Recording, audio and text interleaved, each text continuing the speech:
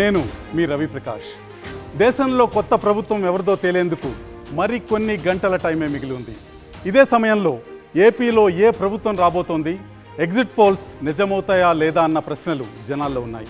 ఇలాంటి అనుమానాలకు మేము సమాధానం ఇవ్వబోతున్నాం. ఎగ్జిట్ పోల్స్ కంటే ముందు RTV pre poll study report ఇచ్చాం. ఇప్పుడు పోస్ట్ పోల్ స్టడీ ఇవ్వబోతున్నాం. ఈ నెల రోజుల్లో ఆంధ్రప్రదేశ్ రాజకీయాల్లో చాలా మార్పులు వచ్చాయి. పోలింగ్ రోజు గ్రౌండ్ నుంచి మేము సేకరించిన సమాచారం ఇదే స్పష్టం చేస్తుంది. దాదాపు 30కి పైగా సీట్లలో మార్పు క్లియర్గా కనిపించింది. గేమ్ చేంజర్గా మారిన ఆ సీట్లు ఏంటో మీకు చెప్పే ముందు రేపు రాబోయే ఎలక్షన్ రిజల్ట్స్ అందరికంటే ముందు ఆర్టీవీ లైవ్ యాప్లో అందుబాటులో ఉంటాయనే విషయం అర్థం చేసుకోండి. ఆండ్రాయిడ్, ఐఓఎస్లో మా యాప్ డౌన్లోడ్ చేసుకోండి. రిజల్ట్స్ అందరికంటే ముందు మీరు చూడండి.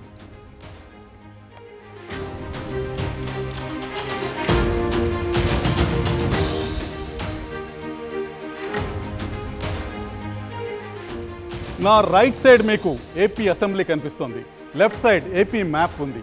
రేపు ఈ అసెంబ్లీలో అధికార స్థానాల్లో ఎవరు కూర్చోబోతున్నారో కాసేపట్లో మీకు చూపించబోతున్నాను. ఈ ఫైనల్ రిపోర్టుకు ముందు 2 రోజుల కిందట వచ్చిన ఏపీ పోల్ ఆఫ్ పోల్స్ ఇప్పుడు చూద్దాం. వివిధ సర్వే సంస్థలు, ఇతర మీడియా ఆర్గనైజేషన్స్ చేసిన పోల్ ఆఫ్ పోల్స్లో టీడీపీ కూటమికి 117, అధికార వైసీపీకి 58 స్థానాలు వస్తాయని తేలింది. వివిధ జాతీయ, రాష్ట్ర సర్వే సంస్థలు ఇచ్చిన ఎగ్జిట్ పోల్స్ని యావరేజ్ చేసి చూపిస్తున్న నెంబర్లు ఇవి. పోలింగ్కి ముందు మా ఆర్టీవీ స్టడీలో ఇచ్చిన అంచనాకి చాలా దగ్గరగా పోల్ ఆఫ్ పోల్స్ కనిపించాయి. మరి పోలింగ్ రోజు ఏం మారింది?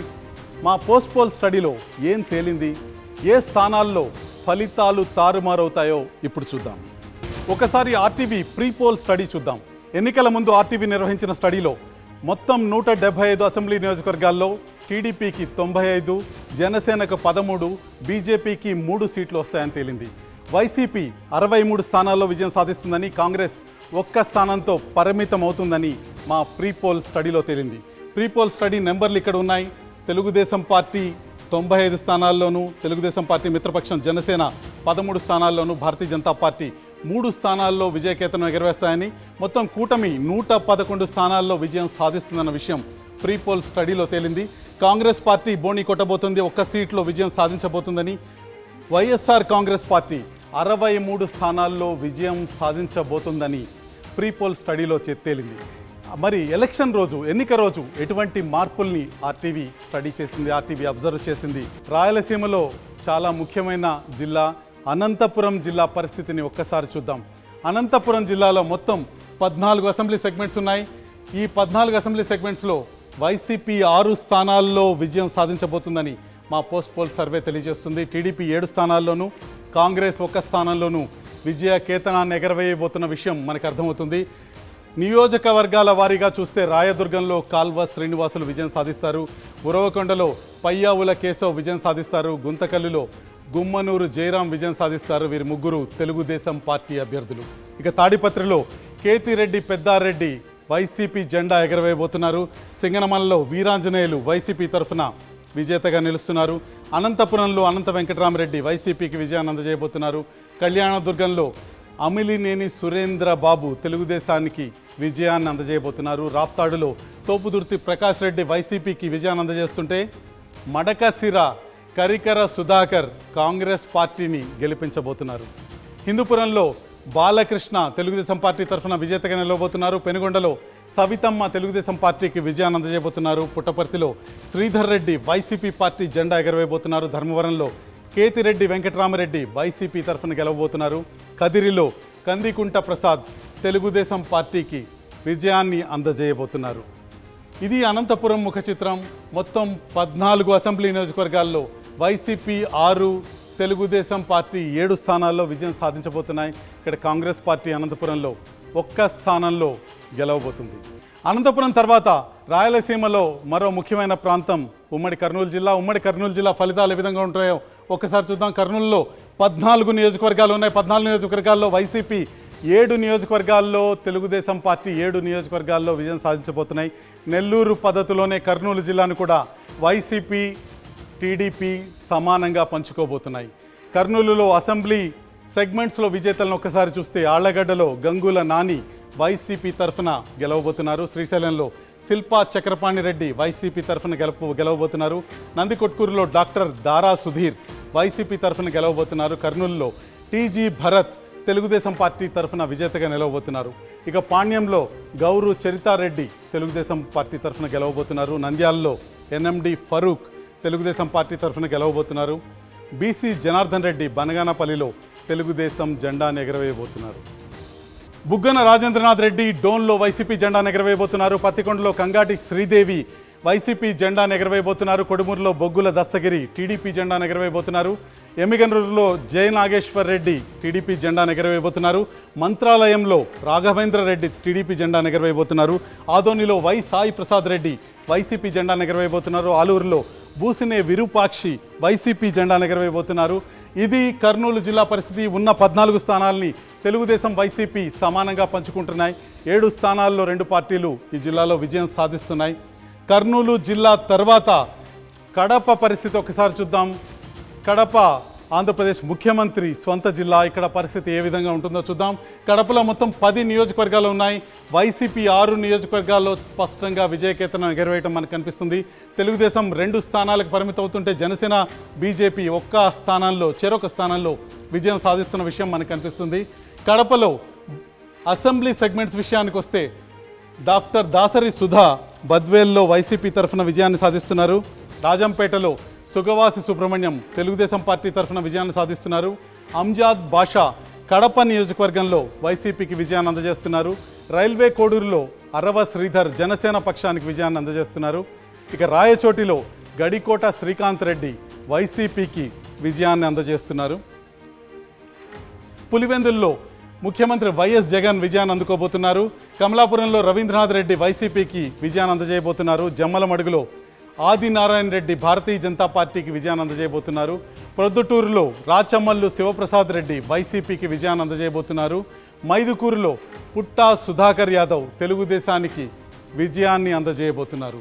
ఇది కడప జిల్లా ముఖ చిత్రం. కడప జిల్లా పైన వైసీపీ పట్టు చాలా తీవ్రంగా కనిపిస్తుంది. వైసీపీ 6 స్థానాల్లో విజయం సాధిస్తుంటే తెలుగుదేశం పార్టీ 2 స్థానాలకు పరిమితం అవుతుంది. Janasena party, BJP party, Telugu Desam party మిత్రపక్షాలు చెరొక స్థానాల్లో విజయం సాధించడం మనకి స్పష్టంగా కనిపిస్తుంది. టీడీపీ 99 స్థానాల్లో గెలుస్తుందని తేలింది. జనసేన 18, బీజేపీ 3 చోట్ల విజయకేతనం ఎగరవేయబోతున్నాయి. ఇక వైసీపీ 53 స్థానాలకే పరిమితం అవుతుందన్న విషయం కూడా పోస్ట్ పోల్ స్టడీలో అర్థమవుతుంది. ఏపీలో ఉనికి కోల్పోయిన కాంగ్రెస్ పార్టీ ఈసారి 2 స్థానాల్లో గెలుస్తుందని మా పోస్ట్ పోల్ స్టడీలో తేలింది. ఓవరాల్గా తెలుగుదేశం కూటమి 120 సీట్లు దక్కించుకోబోతుంది. ఇక్కడ జగన్మోహన్ రెడ్డి ఉన్నారు, వైసీపీ అధినేత, ఆంధ్రప్రదేశ్ రాష్ట్ర ముఖ్యమంత్రి. ఆయన 53 సీట్లు గెలుచుకోబోతున్నారు ఆంధ్రప్రదేశ్లో.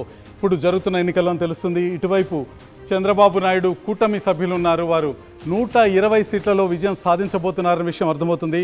చంద్రబాబు నాయుడు కూటమి 120 స్థానాల్లో విజయం సాధించబోతుండగా కాంగ్రెస్ పార్టీ తరఫున షర్మిల అధ్యక్షురాలిగా కాంగ్రెస్ పార్టీ ఖాతా తెరవబోతుంది. 2 స్థానాల్లో కాంగ్రెస్ పార్టీ 2 అసెంబ్లీ సెగ్మెంట్లలో విజయం సాధించబోతుందని మా పోస్ట్ పోల్ స్టడీ తెలియజేస్తుంది.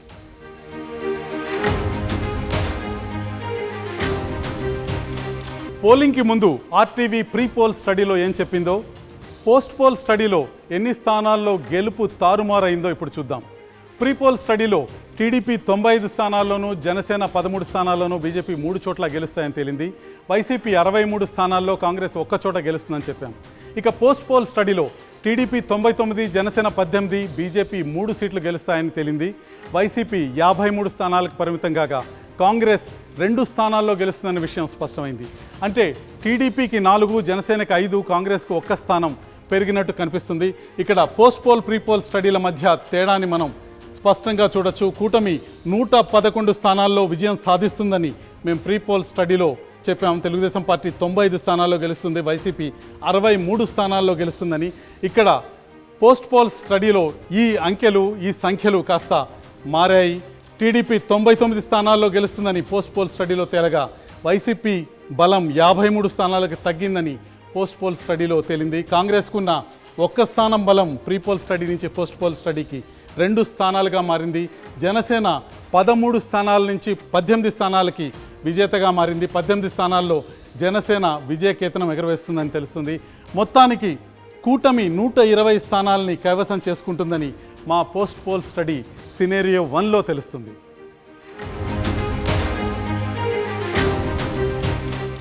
మనం ముందుగానే అనుకున్నట్టు రెండో సినారియో అందరికీ షాకింగ్గా ఉండబోతోంది.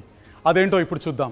మా పోస్ట్ పోల్ స్టడీలో సెకండ్ సినారియో ప్రకారం టీడీపీ కూటమి 150కి పైగా స్థానాల్లో గెలవబోతోంది. ఈ సైలెంట్ వేవ్ నిజమైతే గత ఎన్నికల్లో టీడీపీ గెలిచిన 23 కంటే తక్కువ సీట్లను వైసీపీ గెలుచుకునే అవకాశం కనిపిస్తుంది. కాంగ్రెస్ 2 చోట్ల విజయం సాధిస్తుంది. మొత్తంగా ఆర్టీవీ 2 సినేరియోల్లోనూ టీడీపీ కూటమి ఖచ్చితంగా అధికారంలోకి రాబోతుందని క్లియర్ కట్గా తేలింది. అయితే 150కి పైగా సీట్లు రావటానికి కారణాలేంటో ఇప్పుడు ఒక్కసారి చూద్దాం. టీడీపీకి అనుకూల వాతావరణం క్రియేట్ చేసిన కారణాల్లో చంద్రబాబు అరెస్ట్ ప్రధానంగా కనిపిస్తుంది. చంద్రబాబు అరెస్ట్ ప్రభావం కామన్ పబ్లిక్లో పెద్దగా కనిపించకపోయినా పార్టీ క్యాడర్ని మాత్రం తీవ్రంగా కదిలించింది. తమ నాయకుడిని జైలుకు పంపిన వైసీపీని ఓడించాలన్న కసి టీడీపీ క్యాడర్లో తీవ్రంగా కనిపించింది. అందుకే ప్రతి నియోజకవర్గంలో తెలుగుదేశం నేతలు కార్యకర్తలు ఎప్పుడూ లేని విధంగా ఎలక్షనీరింగ్లో పై చేయి సాధించారు. వీరికి జనసేన బీజేపీ నుంచి మంచి మద్దతు వచ్చింది. ఈ పరిణామాలతో రాష్ట్ర వ్యాప్తంగా కూటమికి ఒక వేవ్ క్రియేట్ అయింది. ప్రధానంగా జగన్పై 4 అంశాల్లో జనంలో స్పష్టమైన వ్యతిరేకత కనిపించింది. అందులో ల్యాండ్ టైటిలింగ్ యాక్ట్ గెలుపోటములను మార్చేసింది. తమ భూమిపై హక్కులు ప్రభుత్వానికి వెళ్ళిపోతాయన్న భయం జనంలో చాలా స్పష్టంగా ఎన్నిక ముందు కనిపించింది. పాస్బుక్లపై జగన్ ఫోటోలు వేసుకోవటం జనాల్లో అనుమానాలకు బలాన్ని చేకూర్చింది. ఇది జగన్పై వ్యతిరేకతకు దారితీసింది. ఇక మరో అంశం మద్యం అమ్మకాలకు సంబంధించిన అంశం. మద్యం అమ్మకాలు వైసీపీ ప్రభుత్వానికి భారీ వ్యతిరేకతను తీసుకొచ్చాయి. చీప్ బ్రాండ్లు, అత్యధిక రేట్లు చాలా నెగిటివ్ ఇంపాక్ట్ని క్రియేట్ చేశాయి. కుటుంబం పెద్ద సంపాదన అంతా మద్యానికే సరిపోతుందన్న ఆందోళనతో పాటు తమ మగవారు అనారోగ్యానికి గురవుతున్నారని ప్రభుత్వంపై మహిళలు ఆగ్రహంగా ఉన్నట్టు స్పష్టంగా కనిపించింది. ఇక మరో ప్రధానమైన అంశం రోడ్లు దారుణంగా ఉండటం బలమైన నెగిటివ్ ఇంపాక్ట్కు కారణమైంది. గ్రామాల్లో పట్టణాల్లో రోజు పెద్ద పెద్ద గుంతల రోడ్లతో ఈ 5 ఏళ్లు నరకం చూశామన్న ఆవేదన మెజార్టీ జనంలో ఉంది. అదే వైసీపీ పట్ల ప్రజా వ్యతిరేకతను పెంచినట్టు స్పష్టంగా కనిపిస్తుంది. హౌసింగ్ మరో ప్రధానమైన అంశం. ఇళ్ల స్థలాల అంశం పాజిటివ్ అవుతుందని వైసీపీ భావిస్తున్న గ్రౌండ్లో అందుకు భిన్నమైన ట్రెండ్ కనిపిస్తుంది. 60 గజాల స్థలాలే ఇవ్వటం, అది ఊరికి దూరంగా మునిగిపోయే చోట్ల ఇచ్చారనే తీవ్ర అసంతృప్తి మహిళల్లో చాలా చోట్ల కనిపించింది. ఈ అంశాలన్నీ జగన్కు వైసీపీ ప్రభుత్వానికి పెద్ద స్థాయిలో నెగిటివ్ ఇంపాక్ట్ క్రియేట్ చేయడానికి పనికొచ్చాయి. ఇక మహిళా ఓటు గురించి ప్రధానంగా చర్చ జరుగుతుంది. ఏపీ రాజకీయ పక్షాలు మహిళా ఓటు ఎవరికి వచ్చిందన్న విషయం గురించి తీవ్రంగా వాదులాడుకుంటున్నాయి. మహిళలు విపరీతంగా ఓటు వేశారని, వారు అధికార పక్షం వైపు ఓట్లు కురిపించారని ప్రచారం జోరుగా సాగుతుంది. ఈ విషయంలో వాస్తవాల్ని ఒక్కసారి చూద్దాం. ఏపీలో 24 నియోజకవర్గాల్లో మాత్రమే పురుషుల కంటే మహిళా ఓటర్లు అధికంగా ఉన్నారు, వారు ఓటు చేశారు. 2019 ఓటింగ్ తర్వాత అప్పుడు అధికారంలో ఉన్న టీడీపీ నేతలు కూడా ఇదే వాదన మనకు వినిపించారు. మహిళలు ఎక్కువ మంది మాకు ఓటు వేశారు, ప్రభుత్వానికి అనుకూలంగా ఉన్నారని. కానీ ఫలితం మాత్రం మరో రకంగా కనిపించింది. అధికార వైసీపీ మద్యం పాలసీ మహిళల్ని బాగా ఆందోళనకు గురిచేస్తుందన్నది వాస్తవం. ఇదే వ్యతిరేకత మహిళా ఓటర్లలో వ్యక్తమైందని ఆర్టీవీ స్టడీలో తేలింది. ఏపీ అసెంబ్లీ పిక్చర్ ఇప్పుడు చూసాం. ఇక ఆంధ్రప్రదేశ్ లోక్సభ కథ ఇంకా మిగిలే ఉంది. పార్లమెంటు స్థానాల్లోనూ షాకింగ్ మార్పులే ఉండబోతున్నాయి. ఏపీ లోక్సభ లెక్కలతో మరి కాసేపట్లో మళ్ళీ మీ ముందుకు వస్తాను. అప్పుడు దాకా సెలవు.